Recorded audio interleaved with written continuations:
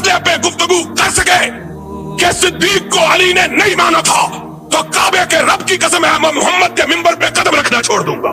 और नहीं मानता न मान, तेरे मानने से क्या फर्क है, हमसे क्यों लड़ता है? लड़ना है तो हुसैन के नाने से जाके लड़, जिसने अपनी जिंदगी में सिद्दीक को अपने मुसल्ले पे खड़ा, उनसे जाके लड़।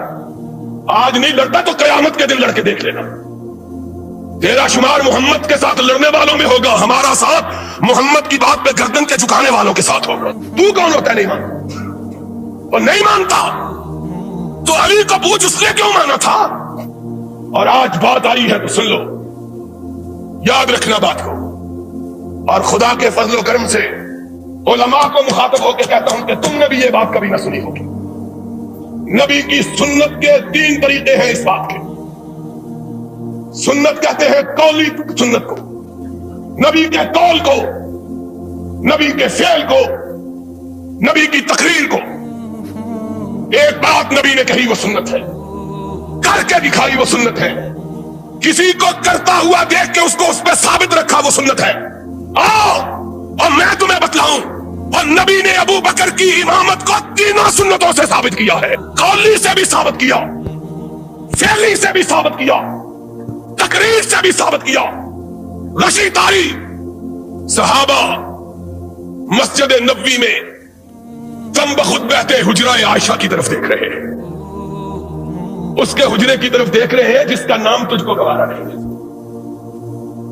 उसके हुजरे की तरफ कि कुरान ने जिसको मोमिनों की मां कहा है, और जो इसको मां नहीं कहता वो मोमिन नहीं है, और जो मोमिन है आयशा उसकी मां है, और आयशा जिसकी मां नहीं वो मोमिन नहीं। कुरान का फैसला है। अज़वाजुहु, तुम्हारे मानने से क्या फर्क करता है? हुजरा आयशा की तरफ निगाह किए हुए, अज़ान हो चुकी, नमाज का वक्त आ चुका है, दीवारों की तरफ निगाहें लगाए कि कौनैन का ताजदार आए और हमारी इमामत फरमाए। वक्त बीतता चला जा रहा है। बिलाल बाचश्मे नम उठे, आका के दरवाजे के करीब होके कहा अस्सला अस्सला, नमाज। अंदर से कोई आवाज नहीं जाती, बिलाल की आवाज टूट जाती है, दिल शिकस्ता हो जाता है। आज अंदर से कोई आवाज नहीं आ रही, न जाने मेरे आका पे क्या बीत गई है। सहाबा मुंतज़िर, आहें कराहों में और सिस्कियां चीखों में तब्दील होने लगी। अल्लाह, आज क्या वजह है कि कौनैन का ताजदार हमारी इमामत के लिए नहीं आ रहा? सरवरे कायनात बीमारी के आलम में अपने बिस्तर पे तशरीफ फरमा, उम्महातुल मोमिनीन गर्द में बैठी हैं। आका ने आंख खोली, आका सहाबा आपकी आमद के मुंतज़िर, और बिलाल कई दफा आवाज दे चुका, सदा दे चुका है अस्सला।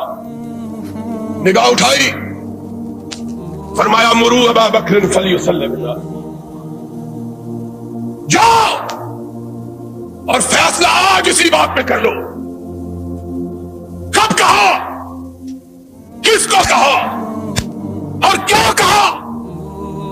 बनु हाशिम के लोग मौजूद हैं, अपने दामाद मौजूद हैं, अपने चचा के बेटे मौजूद हैं, अकील मौजूद है, अली मौजूद है, इब्ने अब्बास मौजूद है, फुजैल मौजूद है, और तो और रसूल का बाप मौजूद है। वो बाप जिसके मुतल्लिक आका कायनात ने कहा था इन्ना अब्बास अम्मी सिंधु अभी, अब्बास मेरा चचा ही नहीं मोहम्मद का बाप भी है। और वो अब्बास जब जंगे बदर में कैदी था और कैदियों के साथ बना हुआ था तो सहाबा कहते हैं हमने आका के खेमे पे निगाह डाली, देखा कि आका के खेमे से सिसकियों की आवाज आ रही है। लोग इजाजत पाके हुजूर में हाजिर हुए, या रसूल अल्लाह, आप और आपकी आंखों में आंसू। फरमाया मेरा चचा अब्बास कैदियों में बंधा हुआ है, मोहम्मद को चैन कैसे आ सकता है? वो चचा अब्बास ईमान ला चुका, इस्लाम कबूल कर चुका, اور سرور کائنات کے دستے مبارک سے خلعت فاخرہ حاصل کر چکا. صرف چچا ہی نہیں، بنو ہاشم کا سردار بھی. اور کیا کہوں، تمہاری روایات کے مطابق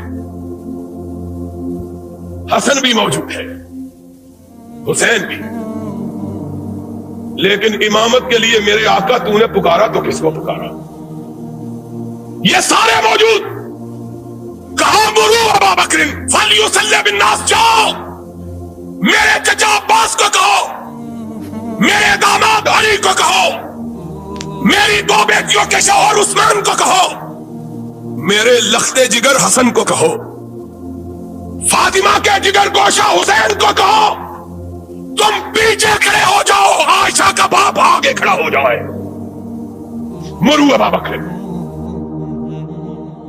فلیصلی بالناس، جاؤ ابو بکر کو کہو آگے کھڑا. اور کس کی مجال ہے کہ دم مارو؟ کوئی اعتراض کر کے دیکھے تو صحیح. کوئی اعتراض کرنا تھا تو اس دن کرتے، کیوں نہیں کہا؟ آقا کس کو آگے کھڑے کر رہے ہو؟ کون بولے؟ کس کی مجال ہے کہ لفظ اٹھائی؟ اور صدیقہ بولی، میں نے کہا کہ بولی نہیں، عرش والے نے بلوایا تاکہ بات پکی ہو جائے. کہا یا رسول اللہ کسی اور کو کہہ دیجیے.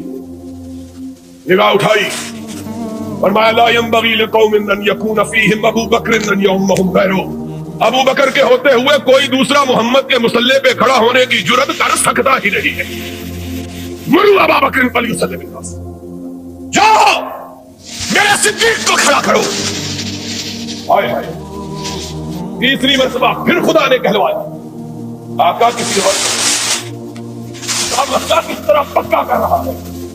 کہا یا اللہ والمؤمنون الا ابا بکر. فرش والے بھی نہیں مانتے، عرش والا بھی نہیں مانتا.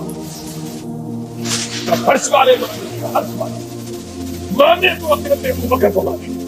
جاؤ ابو بکر کو کہو میرے مسلح امامت پہ کھڑا ہو جاؤ. بلال نے تب تک صدیق اندر سے ارشاد ہوا، جاؤ میرے صدیق کو میرے جیتے جی میرے مسلح پہ کھڑا کر دو. کہ آنے والے جب کوئی اعتراض کرے تو کسی اور پہ نہ کرے، محمد پہ کرے، تاکہ اپنا ناتا تو اس سے توڑ لے. اعتراض کرنا ہے تو اس پہ کرو. اور سنو، قومی سنت یہاں ثابت ہوئی اور صدیق کی امامت کے لیے محمد کی تینوں سنتیں اکٹھی ہوئی. کھڑے ہو گئے، ارشاد ہوا مجھ کو اٹھاؤ. آقا کیا بات ہے؟ فرمایا میں بنو ہاشم کو دیکھوں میرے ابو بکر کے پیچھے ہیں کہ نہیں ہیں؟ میں دیکھوں تو صحیح کہ پیچھے کون رہا. کون ہے جس نے حکم سے سرتابی کی؟ کون جو میرے کھڑے ہوئے کو نہیں مانتا؟ جس کو میں نے آگے کیا ہے کون ہے جو اس کو پیچھے کرتا؟ دیکھوں تو صحیح. آقا کائنات اٹھائے گئے، حجرہ عائشہ سے قدم باہر رکھا، صفا پہ نگاہ ڈالی، آسمان کی طرف رخ کیا، چہرہ گلنار ہو گیا. اللہ تیرا شکر، اپنے جیتے جیتے اپنی امت کو ایک امین کے سپرد کر کے جا رہا. باہر نکلے اور کونین کا تاجدار سچا نبی تھا. باہر نکلا، صحن مسجد خوشبو سے مہک اٹھا کہ محمد کریم آئے اور خوشبو نہ پھیلے. صحابہ نے خوشبو سونگی، حدیث کے الفاظ تھنکارنا شروع کیا تاکہ ابو بکر کو پتا چل جائے کہ امام اعظم آ گئے ہیں. اعظم آ گئے، پیچھے ہٹ جائے. خوشبو صدیق نے بھی سن لی اور پیچھے ہٹنے لگے.